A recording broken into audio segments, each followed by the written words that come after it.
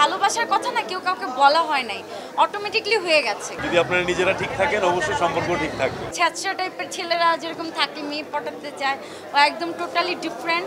আসলে কোনো দিকে তো মানে খারাপ না, সব দিকেই ভালো। বিশেষ করে আমার শাশুড়ি মাশাআল্লাহ অনেক ভালো। নতুন সংসার আমার, সবাই আমার জন্য দোয়া করবেন। এটা আমার কিছুদিন আগে একটা ছবি রিলিজ হয়েছে, শেষবাজি চলচ্চিত্রের জন্য আজকে আমি পুরস্কার পেয়েছি। আজকে একটু বেশি ভালো লাগছে কারণ আজকে আমি সাজিলকে নিয়ে এসেছি। ও আসতে চায় না আমার সাথে, কারণ ও একটু লজ্জা পায় ক্যামেরার সামনে দাঁড়াতে। কিন্তু আমি আসলে বিয়ের পরে আমার কেন যেন একা কোথাও যেতে ভালো লাগে না। আমি যখনই বের হই আমি ওকে বলি যে তুমি আমার সাথে চলো। সো আজকে একটু জোর করে ওকে নিয়ে আসছি আমার সাথে। নতুন সংসার আমার, সবাই আমার জন্য দোয়া করবেন। আমি যেন সারাটা জীবন একসাথে, আমরা দুজন একসাথে থাকতে পারি। আলহামদুলিল্লাহ সবাই ভালো যাচ্ছে, যেহেতু আমাদের মানে অলমোস্ট 1 ইয়ারের কাছাকাছি চলে আসছে। আমাদের সামনে প্রোগ্রামের আয়োজন আছে। ছ্যাঁচড়া টাইপের ছেলেরা যেরকম থাকে, মেয়ে পটাতে চায়, ও একদম টোটালি ডিফারেন্ট। ও একটা ভাবে থাকতো অলওয়েজ, ও সবসময় ভাবেই থাকে। সো ওর এই পার্সোনালিটিটা আমার কাছে অনেক ভালো লাগে। আসলে কোনো দিকে তো মানে খারাপ না, সব দিকেই ভালো। আর মেনে নিলেও মানুষ হিসেবে ভালো, মানুষ হিসেবে ভালো। এখন দেখেন সুন্দরীও বলা যাবে না, অন্য কিছু বলেন, আপনারা সবাই জানেন একজন নায়িকা হতে গেলে যা যা গুণ থাকে ওগুলো তো আছেই। বাট ফার্স্ট হলো মানুষ হিসেবে অনেক ভালো। যদি আপনারা নিজেরা ঠিক থাকেন অবশ্যই সম্পর্ক ঠিক থাকবে। আর নিজেদের আন্ডারস্ট্যান্ডিং না থাকলে কোনো কিছুই ঠিক থাকবে না।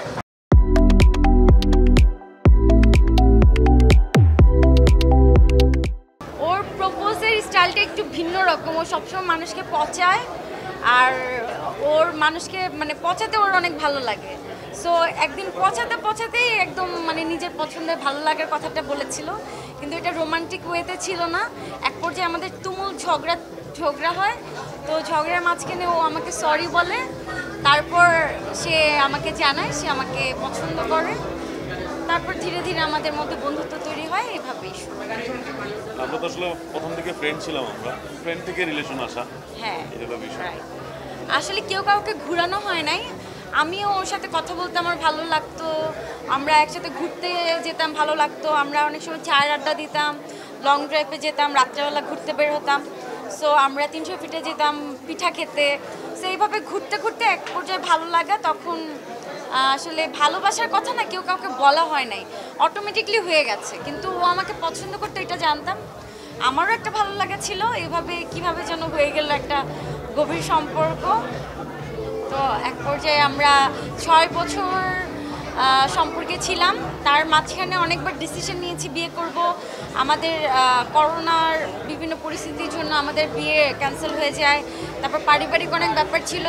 তারপর 6 বছর ফ্যামিলির সাথে যুদ্ধ করতে করতে এক পর্যায়ে ফ্যামিলি রাজি করাই, তারপর বিয়ের সিদ্ধান্ত নিই। নায়িকারা কখনো বলেন না যে আমি মিঙ্গেল, এটা বলতে চায় না, কারণ আমাদের একটা দর্শক ভক্ত আছে।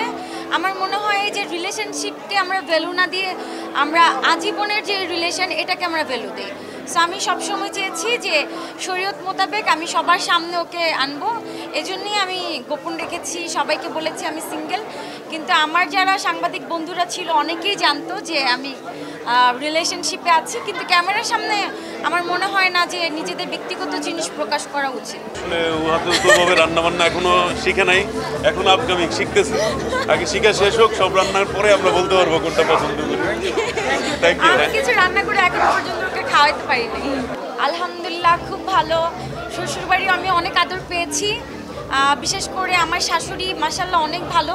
একদমই মনে হয় না যে আমি ছেলের বউ, একদম নিজের মেয়ের মতো করে আমাকে অনেক ভালোবাসে।